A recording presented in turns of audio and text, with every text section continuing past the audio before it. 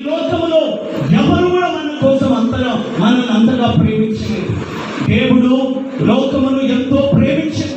కాగా ఆయన అద్వితీయ కుమారునిగా పుట్టిన వారి యందు విశ్వాసముంచు ప్రతివాడు నశింపక నిత్య జీవము పొందినట్లు ఆయనను అనుగ్రహించను అని వాక్యం చెప్తా ఉంది.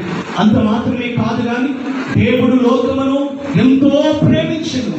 కాగా ఆయన అద్వితీయ కుమారునిగా కనుక ఆయన యందు ఎవరైతే విశ్వసిస్తారో వారు నిత్య జీవం పొందుతారు అని వాక్యం చెప్తుంది. నిత్య జీవం ఏమిటయ్యానంటే మానవుడికి దేవుని బిడ్డలారా, ఈ లోకంలో మనము యాత్రకి లోకానికి వచ్చాము. కేవలం ఈ భూమి మీద బ్రతికేది 100 సంవత్సరాలు, ఎక్కువ అంటే 120 సంవత్సరాలు.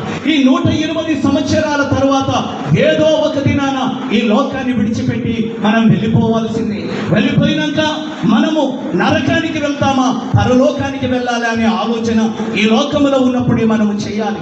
పరలోకానికి వెళ్ళాలి అని అంటే 2025 సంవత్సరాల క్రితం మళ్ళా చెప్తున్నాను, ఈ లోకానికి వచ్చి మనందరి మీదికి రావాల్సిన శిక్ష ఆయన తన మీద వేసుకొని మన మీదికి రావాల్సిన పాపమనంతా ఆయన మోసి మన స్థానంలో ఆయన చనిపోయాడు, సమాధి చేయబడ్డాడు, తిరిగి లేచాడు.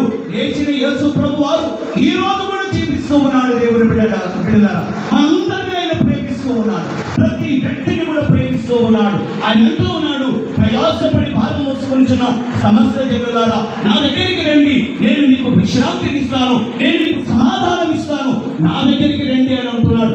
యెహోవా దేవుడిని తెలుసుకుని ఆయనే మనల్ని పుట్టించను. మనమందరము కూడా ఆయన ప్రజలము, మనమందరము ఆయన ప్రజలం.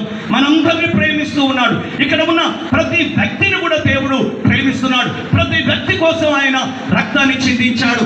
అయితే చనిపోయి సమాధి చేయబడిన యేసు సమాధిలో లేడు, కానీ సమాధిని జయించి తిరిగి లేచాడు. లేచిన యేసు ప్రభు వారు మనకు కొన్ని ఆజ్ఞలు ఇచ్చాడు, మనకు ధర్మశాస్త్రాన్ని ఇచ్చాడు, మనకు కొన్ని షరతులు విధించాడు.